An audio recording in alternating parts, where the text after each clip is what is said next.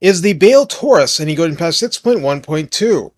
Some have described the Bale Taurus as a straight upgrade over the Great Taurus, and this is largely true, but you'll see in about 10 seconds why I want to cover this unit separately. You probably don't want to take as many risks with this one, but better? Yes, absolutely. Recruited for 1700 gold and 425 upkeep.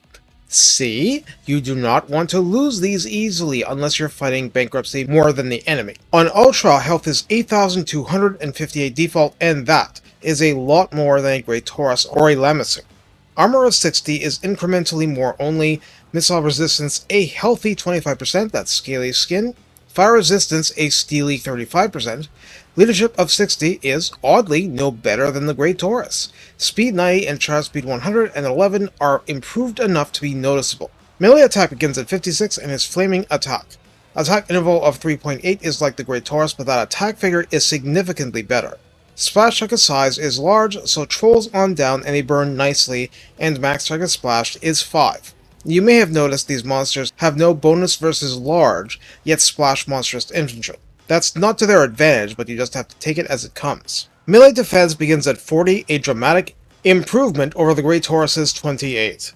Weapon strength 540 is elite level, split base 140 and armor piercing 400. Charge bonus is 80 like the Great Taurus, and mass is 3500, and that's a lot more beef. This flying siege attacker causes fear and terror and has blazing body, but has the additional bonus of flaming breath. 3 uses per battle, 9-second cooldown, 90 meters range. Ranged damage A6 impact, 37% armor piercing, and the flaming explosion damage is 56, 35% armor piercing. Anyway, that should give you a rough idea, but it's obviously not just one projectile. I think it's like 6. Watch, assess, learn. Also, having to be stationary during this can be a very bad idea against a ranged heavy army like a Cathay crossbowman stack. This is your fair warning. It's still an awesome option to have, and sometimes it's a lot of your impact in a battle. In the Redline skills, Hellish Blows comes back one more time for melee attack plus 6 at 3 pips, plus 12% weapon strength. Wretched Warhost returns to give rank 7 monsters plus 12% more weapon strength, plus 12 flat charge bonus, and 10% physical resistance. Absent Blazing Body buildup, this doesn't get any otherwise. In the tech tree, Mighty Monsters gives plus 10% speed and 5% ward save, and Beasts of Zar gives a discount to expanding unit cap so you can field more, plus 10% weapon strength, and 1 more use of Flaming Breath. The Hellforge can grant Vanguard Deployment, Stalk, yes in the air, Frenzy, Murderous Charge, Armor plus 25, Strength from Flesh for in-melee regeneration, 15% missile resistance, and 800 barrier hit points.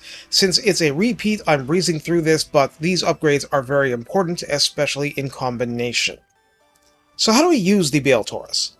Having made the point, you want these to be treasured and kept more valuable. The bottom line is that this isn't a flying mammoth, no, but its melee attack and defense are quietly really high for its ilk, so it will avoid more damage, tank more damage, reflect more damage in melee before dying, and connect more to inflict its expanded armor-piercing damage to your foes. By being more efficient, it's that much more effective at the same job, quote-unquote. Also, it takes even less damage if you lob a Dreadquake mortar straight at it to obliterate all the infantry around it. But let's go back to the basics. In the air, speed 90 and charge speed 110 are without banners, without tech tree support. Few flying opponents are safe from it moving to intercept them. This isn't just air presence, it's air superiority. Imagine what this thing will do to Pterodon riders. Will Pegasus Knights hold up against one, let alone 2? This isn't just a horn delivery system for ground support. It's a way to clear the skies of annoying foes and take real control, and then when you have the time and the opportunity, Flaming Breath just spikes the football.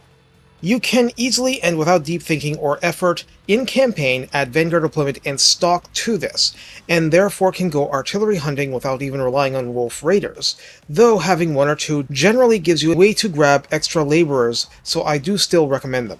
Frenzy and Murderous Charge are just getting ridiculous with these guys. For this unit specifically, I strongly recommend Strength from Flesh because it's a high in melee heal, and a higher HP pool means they'll get more benefit from it. I don't want to spend lots of time stating the obvious. Chaos Dwarfs feel like a stationary faction. The Bale Taurus is one of your key tools, breaking you out of these limitations, getting where you need them quickly, and delivering overwhelming headbutting force. Then you get them out and do it somewhere else. Mastery 500 means they don't need to putter around. Take care, and have fun imposing your will upon the herd.